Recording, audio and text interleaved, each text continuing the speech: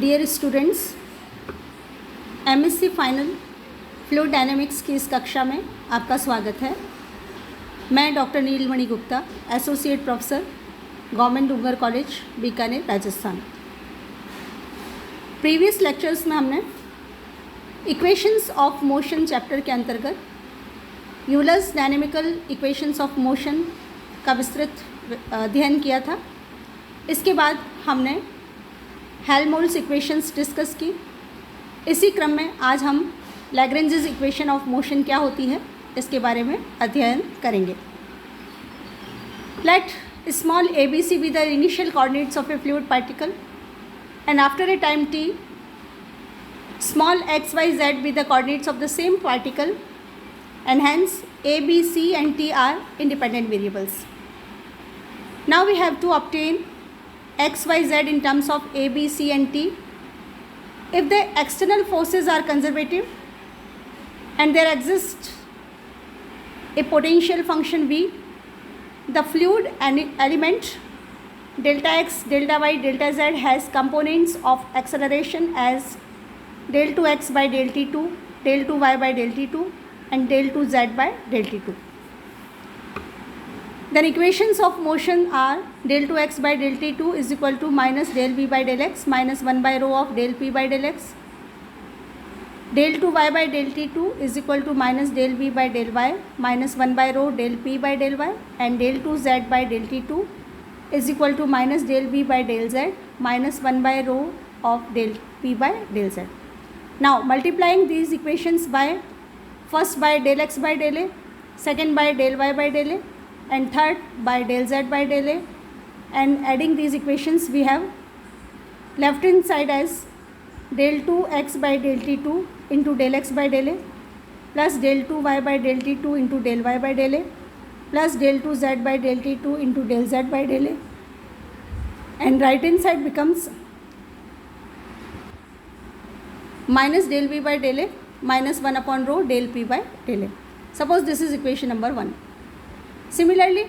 if we multiply these equations by del x by del b, del y by del b and del z by del b respectively and add, and also multiplying these equations by del x by del c, del y by del c and del z by del c and then add, we get two results as del 2x by del t2 into del x by del b plus del 2y by del t2 into del y by del b plus del 2z by del t2 into del z by del p is equal to minus del v by del b minus 1 by rho of del p by del b. Suppose this is equation number 2, and last, that is third equation, is del 2x upon del t2 del x by del c plus del 2y by del t2 del y by del c plus del 2z by del t2 of del z by del c is equal to minus del v by del c minus 1 by rho of del p by del c. This is third equation. Also the Lagrange's equation of continuity is rho into del of xyz upon del of abc is equal to rho 0, and equations 1, 2, 3 and 4 are the equations Lagrange's hydrodynamical equations. Now next is Cauchy's integrals. Assuming that the potential function v for the external forces exists, then equations of motion in Lagrange's form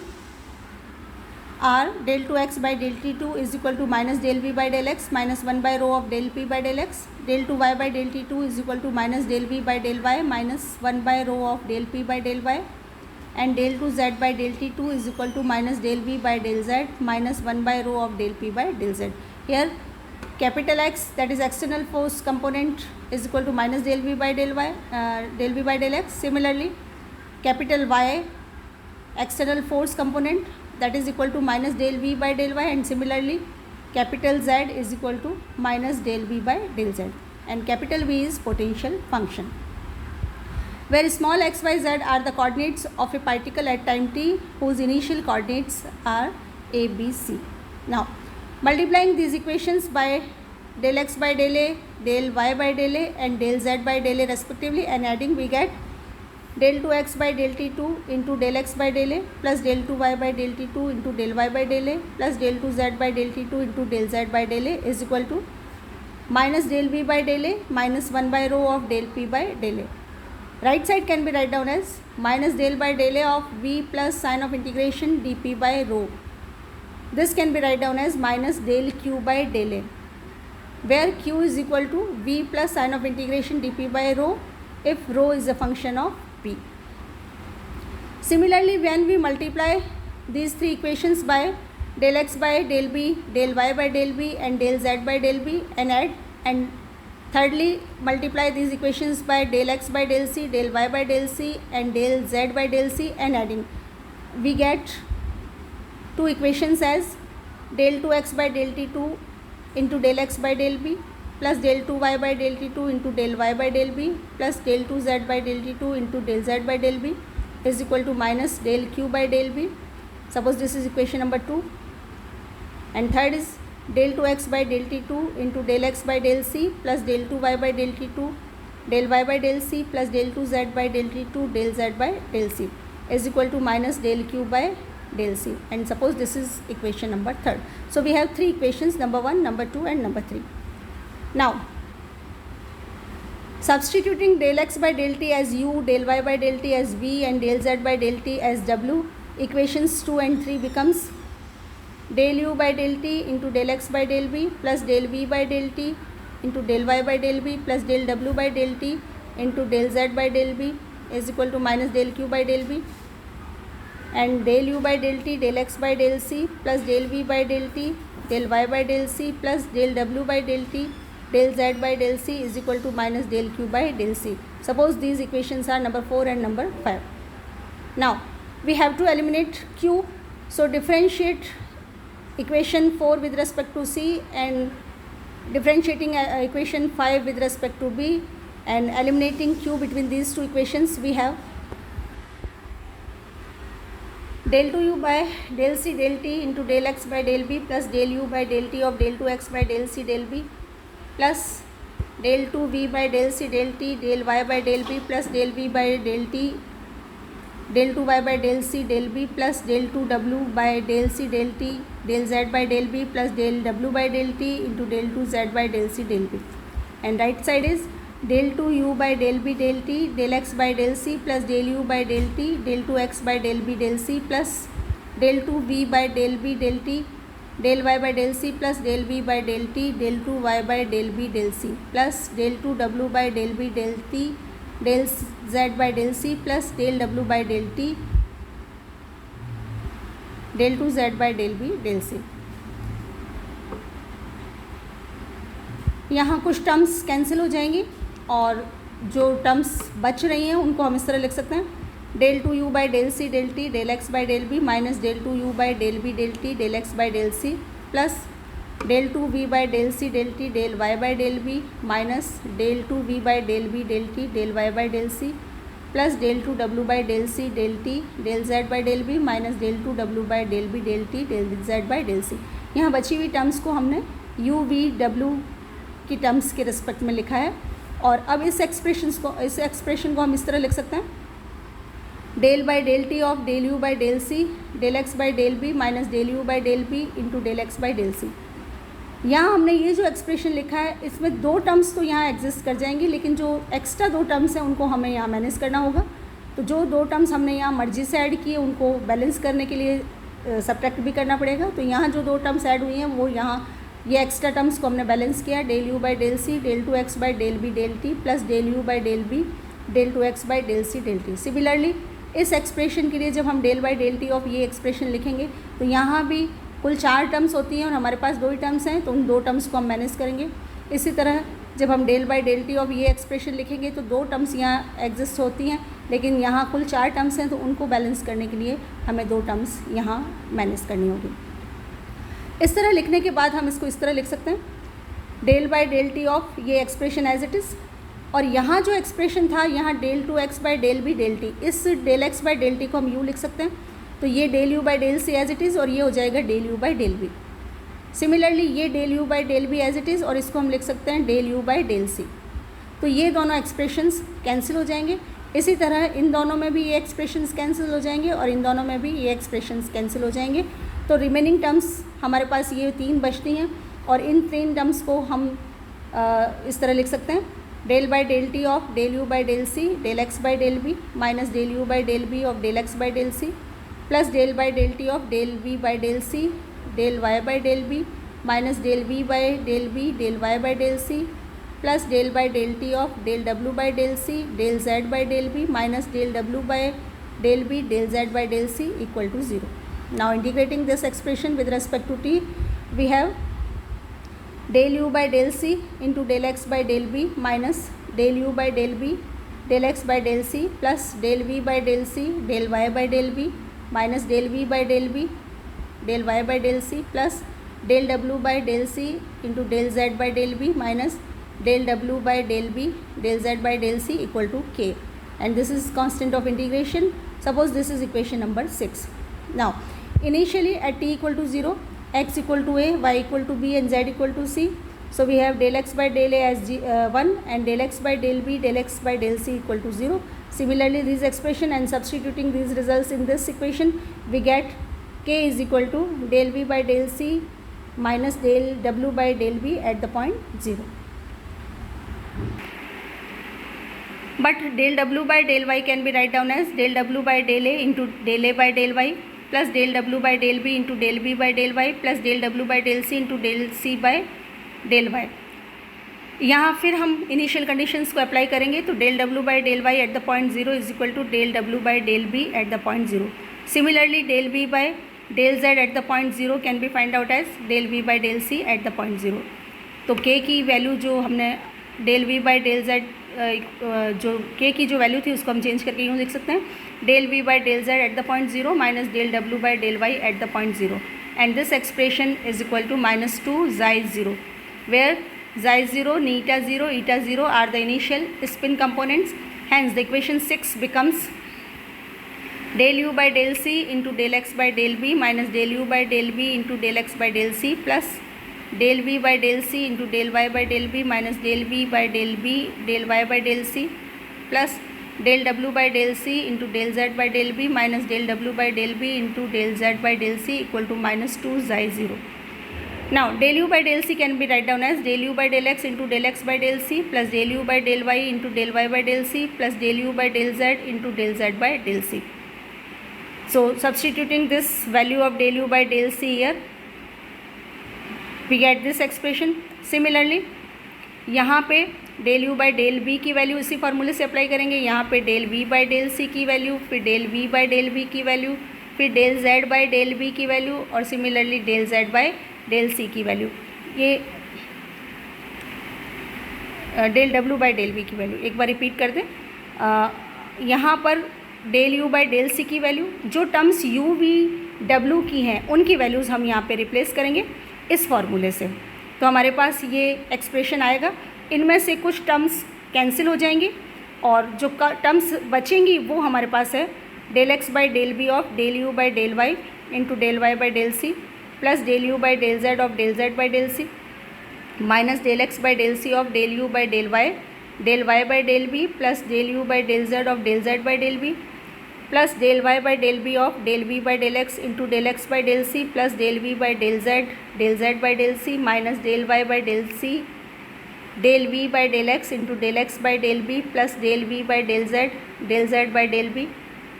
plus del z by del b of del w by del x by del c plus del w by del y into del y by del c minus del z by del c into del w by del x by del b plus del w by del y into del y by del b, and right side is minus 2 xi 0. In terms को rearrange करके हम इस तरह लिख सकते हैं, और इस तरह लिखने पर हमारे पास ये जो कोफिशिएंट्स आए हैं ये स्पिन कंपोनेंट्स में कन्वर्ट हो जाएंगे, और स्पिन कंपोनेंट्स को रिप्लेस करने पर हमारे पास इक्वेशंस की वैल्यू इस फॉर्म में बचती है 2 xi into del z by del b del y by del c minus del z by del c of del y by del b minus 2 eta del x by del b 2 y by del y by del c minus del x by del c del y by del b plus 2 neta del x by del b del z by del c minus del x by del c del z by del b equal to minus 2 xi 0. Now this expression can be write down as xi del yz upon del bc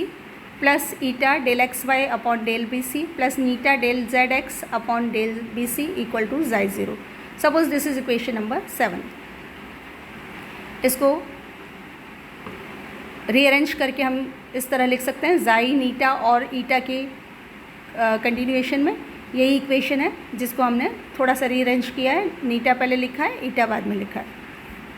similarly जिस तरह हमने ये equation ज्ञात की उस तरह हम अगली इक्वेशन ये भी ज्ञात कर सकते हैं. xi of del of Y Z upon del of C A plus eta del of Z X upon del of C A plus eta del of x Y upon del of C A equal to eta 0. And similarly xi of del Y Z upon del A B plus eta del Z X upon del A B plus eta del x Y upon del A B equal to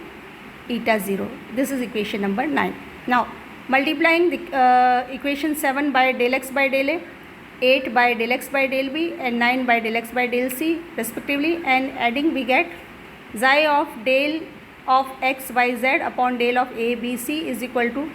xi naught del x by del a plus neta 0 कह दो या not कह दो, neta 0 del x by del b plus eta 0 del x by del c. This is equation number 10. Similarly जब हम equation 7 को del Y by del ए से, equation 8 को del Y by del B से और इक्वेशन 9 को del Y by del C से multiply करके ऐड करेंगे तो हमारे पास ये इक्वेशन आएगी, eta of del of x y Z upon del of a b c is equal to xi 0 del Y by del A plus eta 0 del Y by del B plus eta 0 del Y by del c. और similarly equation 7 को del z by del ए से, equation 8 को del z by del B से और equation 9 को del z by del C से गुणा करके जब हम जोड़ेंगे तो हमारे पास ये थर्ड इक्वेशन आएगी. Now equation of continuity rho into del x y Z upon del A b c equal to rho naught rho 0. इस इक्वेशन को जब इक्वेशन ऑफ कंटिन्यूटी को हम यूज़ करेंगे तो ये इक्वेशन नंबर 10 बन जाएगी. xi upon rho is equal to xi 0 upon rho 0 del X by del A plus eta 0 upon rho 0 del X by del B plus eta 0 upon rho 0 del X by del C. Similarly eta by rho is equal to, यहाँ हम नीटा वाली equation को use कर रहे हैं, यहाँ हम equation of continuity का यूज़ कर रहे हैं तो हमारे पास ये इक्वेशन हो जाएगी, eta by rho is equal to xi 0 upon rho 0 del Y by del A plus eta 0 by rho 0 del Y by del B plus eta 0 by rho 0 del Y by del C. Similarly third eta by rho is equal to xi 0 by rho 0 del z by del A plus eta 0 by rho 0 del z by del B plus eta 0 by rho 0 del z by del C. And suppose all the 3 equations commonly known as equation 11, and these equations are called Cauchy's integrals.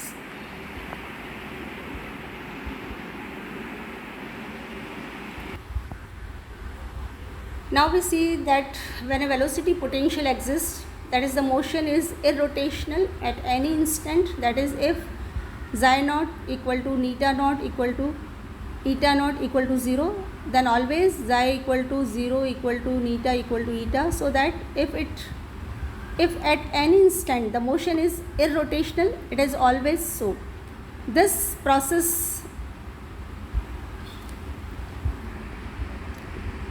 proves the permanence of irrotational motion.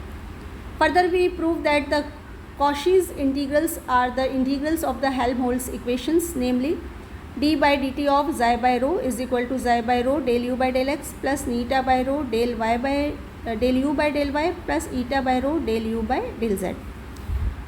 To prove these above statement, we differentiate first equation of 11 with respect to t. जो अभी हमने कॉशीज़ integral की equations निकाली है उसमें पहली equation को जब हम t के रिस्पेक्ट में डिफरेंशिएट करेंगे तो हमारे पास रिजल्ट है d by D T of xi by rho is equal to xi 0 by rho 0 del by del X del by del A of del X by del T plus eta 0 by rho 0 del by del B of del X by del T plus eta 0 by rho 0 del by del C of del X by del T. Now del x by del t can be replaced by u. So this equation becomes d by dt of xi by rho is equal to xi 0 by rho 0 del u by del a plus neta 0 by rho 0 del u by del b plus eta 0 by rho 0 del u by del c. Again multiplying the Cauchy's integral by del u by del x, del u by del y and del u by del z respectively, and adding we get xi by rho del u by del x plus neta by rho del u by del y plus eta by rho del u by del z is equal to xi 0 by rho 0 into del u by del x by del a plus del u by del y by del a plus del u by del z by del a plus neta 0 by rho 0 del u by del x by del b plus del u by del y by del b plus del u by del z by del b plus eta 0 by rho 0 del u by del x by del c plus del u by del y by del c plus del u by del z by del c, and this expression becomes